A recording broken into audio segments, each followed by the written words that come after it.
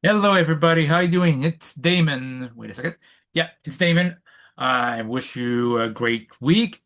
So I want to do a little bit of correction of my own previous video about what I would have done if I did the fourth installment of the Dark Knight trilogy. Well, that would become the Dark Knight quadrilogy, and with Nolan. And also, I want to take the time to also do Batman 3 with Burton.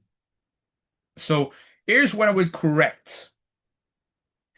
Like a lot of the same description will apply for Dark Knight Identity. I re watched it and I realized that there's a lot of there's a lot of elements I thought were very good still to this day, and there's things I would have modified a little bit.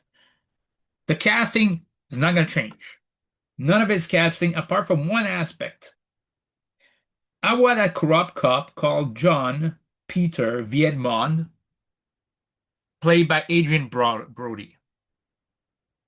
Notice those initials because that'll mean something there. That's the only thing I would continue. I would keep Viggo Mortensen as Black Mask. I would use John Hawke as the Riddler. Could have been Hugo Strange, but in this case, Riddler. Michael Caine would have like two scenes as Alfred. Gordon would be played by Gary Oldman. Lucius Fox by Morgan Freeman. Catwoman by Anne Hathaway. Nightwing by Joseph Gordon-Levitt. And as always, Christian Bale as Batman. That doesn't change. So, what I would have done that would be different is to raise the stake, I might have to have Alfred die in the movie. Alfred died at the ends of the ends of Black Mask. That would have basically changed there because I want it to be more intense. I would also basically before it be the timeline would be around 8 to 10 years later since the Dark Knight Rises events. In that case, well, John Blake will be patrolling the city as Nightwing. However, there's no more major crimes since then. It's basically smaller crimes, small to medium crimes that can easily handle it. So that would be this. And yeah, basically for all of these, you can find out that basically he's killed, but he hasn't been tested like Batman tested. So that'd be very important there, and you'll see why. Uh The villain I used to think was Riddler. In this case, Riddler, it'd be middle-aged person. This is why I say John Ox, because each person would be obsessed with Batman. He would basically have news clipping of the Batman sightings since Batman Begins to be established that he was in the universe since then. And since he'd be watching constantly Batman videos, he would analyze this to a point where he has no life. And but he'd be able to deduce that the Batman that basically is there since the end of Dark Knight Rises is not the same Batman. He knows that. He's able to deduce this. Did he deduce the identity? Maybe not, but he knows it's not the same. And being a bad guy it kind of irks him that it's not the same. We basically wonder this would send message to basically John Blake, say you're not will the real Batman please arrive? Basically things like that. Will the real Batman basically angering him in this case. And yeah, so but he'd be basically middle-aged and basically spend years upon obsessing on Batman. Bruce Wayne would be happy with Selina Kyle, but he'd still, like I said in the previous video, he'd still have body cams on the bat suit. So he basically knows what John Blake is doing anyway. So despite his claim that he's happy and left Batman behind, he didn't actually. He's still very happy. He's not obsessing like he's used to, but he's still pretty obsessed. So he wants to know what's going on. Selina Kyle is happy but bored. She needs a bit of turmoil in her life. So Gordon is about to retire when a Riddler, like I said, murdered an mutual friend and employee of the orphanage, and that comes the case of Blake there. So what the major change is since I love Battle of the Cold, the Nightfall angle, and Bane's not there anymore, and I'm not gonna bring any character that's dead in that universe. I'm not bringing back. I think it's lazy when you do this. But my modification is, I mentioned in the previous video that Black Mask would create a trap for Nightwing. And as I mentioned, he's not battle tested like Batman. I would have it to be by that the cop that's called John Peter Viedmon. We would spend a lot of time with him, Adrian Brody's character.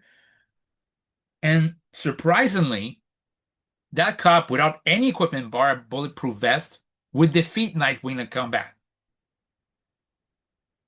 Sure, he'd be sometimes underhanded way, but it's like still a cop would beat Batman. Because the reason why is because John Peter Viedmon will be a code name for John Paul Valley, aka Azrael. He'd be Azrael. And then the moment he would beat Robin, well, sorry, it would be basically what Robin Blake, he would make sure that basically he would unmask him and they would steal his outfit and actually modify the Azrael outfit as Batman and make sure to make it more evil like in the comics. And basically, after signing that Batman was defeated, suddenly, like 1 week later, you find out that Batman, hey, he's coming back. But he's happy killing people. He's happy basically going against the rules of the Batman.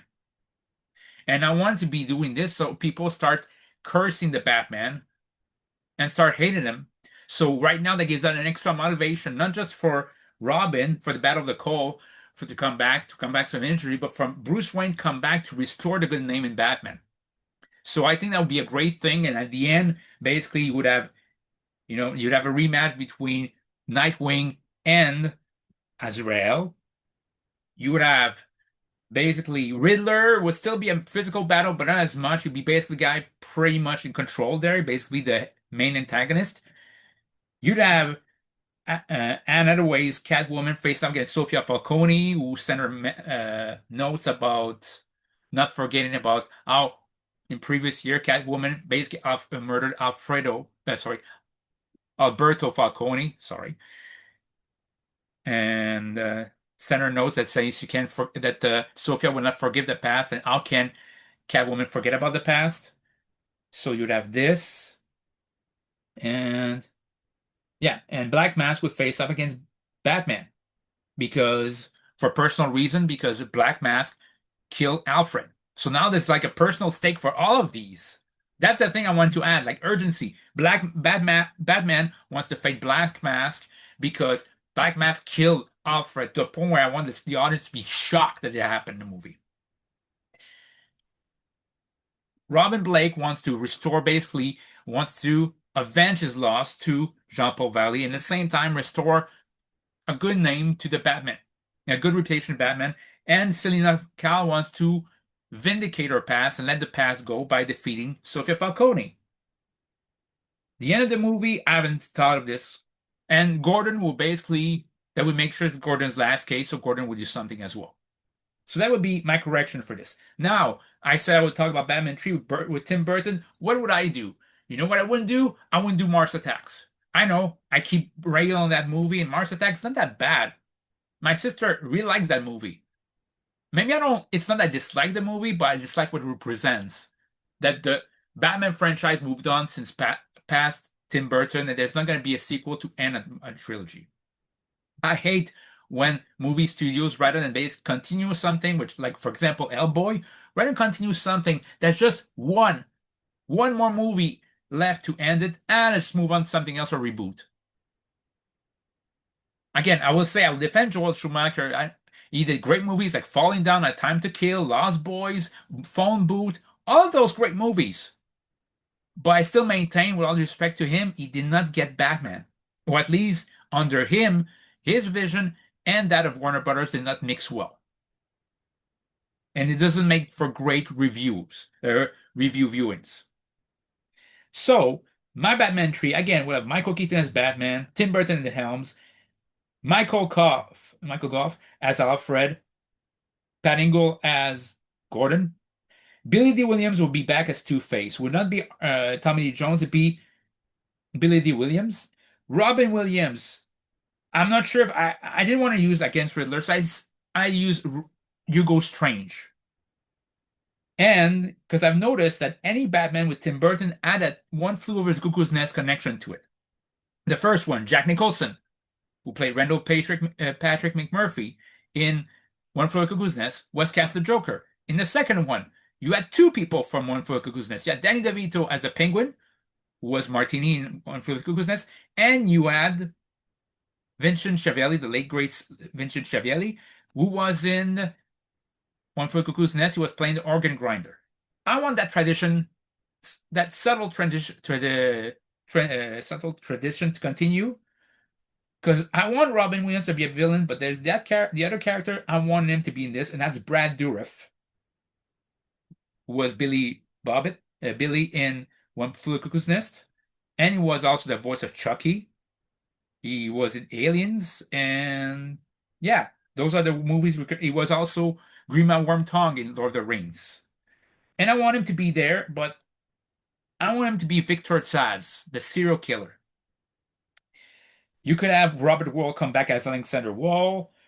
Robert Wall come back as Alexander Knox. Maybe Kim Basinger could come back, or could have Nicole Kidman. I don't mind. But you would have Michelle Pfeiffer come back as Selena Kyle. What will be the story? Again, the general base. I'm going to tell you the entire base of the story because if it doesn't get made, I don't know, or if it gets made, which I really doubt, but still, uh, here's my solution. Basically, the cops in this case would address something that they haven't. Cops would be still like Batman would be on the down low because he's still kind of being investigated upon due to the death of the Ice Princess in Batman Returns. So he'd still be allowed to do crimes, but it's like he wouldn't have as much leniency as before. Which could also be a metaphor for Tim Burton as a director there. He would be basically this, you still do this, but you're not as lenient. You're not gonna be as weird. You're not gonna have as weird crap as you're gonna have Batman Returns in this. So it'd still be a Tim Burton movie, but not as overly weird as Batman Returns is, or depressing. Robin Williams in this case would be a mixture of Riddler and Hugo Strange. I didn't know which I would want to do, but I do know his character will be obsessed with RV Dent. Just like my Riddler with John Ock will be obsessed with Batman, this one will be obsessed with RV Dent.